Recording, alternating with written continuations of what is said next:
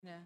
It's just quite unusual, Mr. Chair, that the branch manager who's present here now seems to have probably a temporary amnesia on what has happened. Kasi napaka-imposible pong maglalabas ka ng 125 million cash, 4 na beses, ni hindi mo lang titingnan kung ano yung paglalagyan at ni hindi mo tutulungan yung kliyente na maglabas ng pera. Kasi syempre, alam mong it can invite perpetrators, either ma-hold up, either pasukin yung branch. Kung ganyan po ba, ma'am, nilalock yung branch or parang open to all lang? Miss Chair, hindi naman po. Yung dun sa lalagyan, ma'am, nakikita naman po namin kasi from the teller, i-release po yung money. So the teller, nakikita niya po kung saan niya ilalagay yung money. So yung dun sa paglabas po, since malaki po yung amount, so from the release po, parang dapat wala na pong touch ang one of the personnel since po ilalabas na po siya sa bank. So ang ano po namin doon, Dumadaan siya ng teller, bale, doon yung teller, yung parang may mesa po na ganon, ma'am? Bale, igaganon mo po. actually nire-request naman po yun ni client na dapat doon sa discrete place. So since malaki po yung amount, nire-release po namin siya at the back of the teller. Sorry, ma'am, at the... Back of the teller po, yung medyo discreet po yung area para hindi po naka-expose Hindi nyo sa tao. tinitingnan yung risk ng empleyado ng gobyerno na kumukuha siya ng malaking cash, baka mamaya masaksak yan paglabas ng bangko. Nasa likod nga po, back of the teller po, nasa back room po ng teller. Back ng teller, yung dinadaanan niya, yung pa rin yung main door or merong ibang daanan? Yung exit, yung entrance and exit, isa lang po yung dun sa case po ng Shaw Boulevard branch. So doon din lumalabas? Yes, Miss Okay. Chair. At ang naghahakwat nun ay yung kliyente na mismo? Opo, kasi may mga kasama naman po sila na Hindi nyo po kilala yung mga kasama? hindi po, Miss Hindi nyo Chair. naman hinahatid yung pera papunta sa opisina, sa DepEd? Hindi po, Miss Chair. Pero pwede siyang ihatid, Mr. Chair? Hindi po, Miss Chair. Bakit po? Di ba meron kayong armored vehicle? Wala po kasi kaming MOA with regards to the delivery of the cash to the client. Walang... Wala po kaming memorandum of agreement with them. So, talagang over the So counter. lahat po ng kung ihahatid dapat may MOA. If we will be using the armored card po, Miss Hindi Chair. na kung for purposes of safety kasi kawawa naman yung mga empleyado at kawani ng gobyerno kung malay mo may pag-interesan sila. Hindi nyo hinahatid ng armored vehicle papunta dun sa opisina para naman safe sila.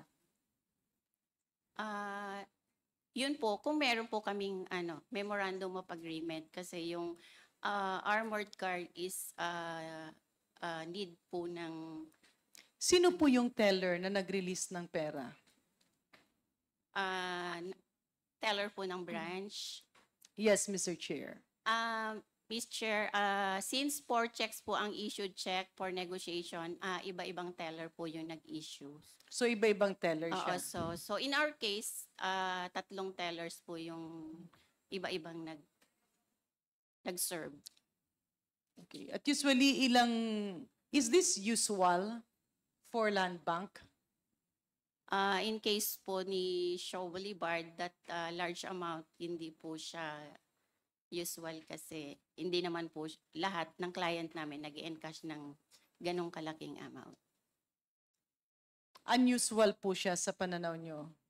Opo, Miss Chair. Yeah. Mr. Chair, the reason why I'm asking this is we're putting the risk of our government officials and our government employees. Imagine, magwi-withdraw ka ganyan kalaki, cold cash. Maybe in aid of legislation, there can also be a cap kasi pwede naman na maraming SDOs or pwede naman to ginawang every other week yung pag-disburse.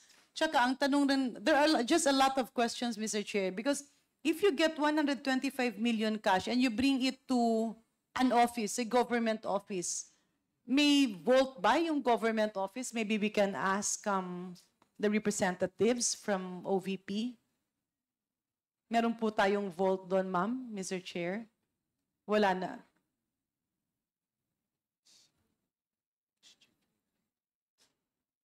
Can the finance chief answer, Mr. Chair? Yes, Attorney Sanchez or Attorney Lopez? Mr. Chair, we have a vault for our cash division, but that is not the same vault being used by the SDO. So I am not aware if there is a separate vault used by the SDO. Si Ma'am Attorney Zulaika, meron po? Your Honor, I am aware of a vault in the, as mentioned by the Director for Finance and Admin, for cash. It's used for, I think, understand payroll and other, and petty cash fund. It's used for payroll. Hindi po ba online na po ang payroll natin, Just ma'am? to, yes, ma'am, Yeah, I'm oo. sorry. May I refer this matter to our Chief Accountant and Director for Admin and Finance? Ma'am, just to add, Mr. Chair, just to add to what I mentioned earlier, the vault for the cash division is being used for primarily for petty cash fund, but there are also some items of payroll. For example, clothing allowance, Your Honor, which are paid in cash to employees. In your experience, is it safe to take 125 million cash from the bank and transfer it to your office? Risky po ba yon sa inyo? Pwede po ba kayong pasukin? May capability ba kayo na i-deter yung mga possible untoward incidents? Kung sakasakaling mangyari, palayo naman sana at buti hindi nangyari. Mr. Chair, in terms of the security arrangements in the office, we regularly coordinate with the Vice Presidential Security and Protection Group for security assessment, and we take their recommendations. For example, if they advise us to add additional blue guards, we take their recommendations and apply it. But we defer So in to this their case, risk Mr. assessment. Chair, yung 4 na beses na kumukuha kayo ng cash na 125 million sa Land Bank at nililipat sa opisina ng Vice President, ano po ang naging security measures na ginawa nyo? Mr. Chair, I apologize, but I do not have personal knowledge on the specific security measures undertaken. Can you speak closely to the microphone, please? Sorry, Mr. Chair. Mr. Chair, I do not have personal knowledge on the specific security measures undertaken after the check was released. Alam nyo po kaya, maybe the Chief of Staff or the Finance, would you know sino po ang driver nung sasakyan na kumukuha ng pera? Your Honor, I am not really privy to financial matters in the office. My role really as Chief of Staff is based purely operations. So I think the better person to answer really for admin and financial concerns would be Director Lynn Sanchez. Director Lynn Sanchez. So, Director, pag dumarating po yung pera, saan po dinidiretso? Mr. Chair, after the cash division releases the check to the special disbursing officer, we already have no participation on the encashment or handling So, of ibig the sabihin, cash. Mr. Chair, pagkakuha ng pera sa Land Bank ng 125 million, 4 na beses, hindi siya bumabalik sa office ni Vice President. Mr. Chair, I do not have information on whether bumabalik siya po or hindi. So, hindi siya napupunta sa opisina. Kasi 4 na beses ito, Mr. Chair, Madam Resource Person, nangyari. Tsaka ang laki kasi ng amount eh. Ilang kahon po yun? Yes, Mr. Chair, as mentioned earlier, hindi ko na po nakikita yung pag-encash and pag-handle ng So cash. maybe, Mr. Chair, we can ask the Land Bank Manager. Ma'am, ilang boxes po yun?